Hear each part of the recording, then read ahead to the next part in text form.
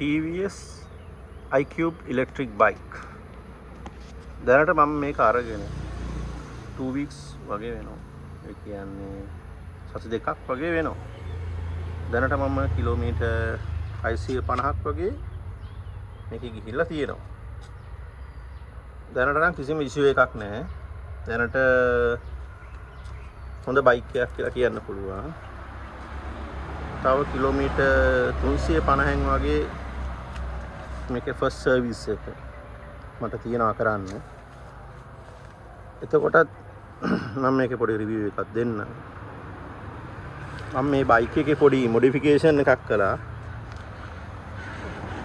මේකේ සීට් එක මම අඟල් 3කටත් වඩා උස්සලා හදලා තියෙන්නේ. ඒකට හේතුව මම ටිකක් උස කෙනෙක් ඉඳලා මට ලේසි මෙම සීට් එක උස්සලා හදන එක. බලන්නකො මේ අඟල් 3කටත් වඩා සීට් එක උස් කරලා තියෙන්නේ මම. මගේ තව TVS Entorq එකකුත් තියෙනවා. ඒකෙත් මම සීට් එක උස්සලා තියෙන්නේ මේ වගේ. ඒක මට ගොඩක් කම්ෆර්ටබල්. මේකත් හොඳ කම්ෆර්ටබල් බයික් එකක්. දැනට මට මේකේ 75 කිලෝමීටර්ස් වගේ යන්න පුළුවන්. ස්පීඩ් එක 40 වලට. දැනට ඉතින් හොඳ බයික් එකක් කියලා කියන්න පුළුවන්.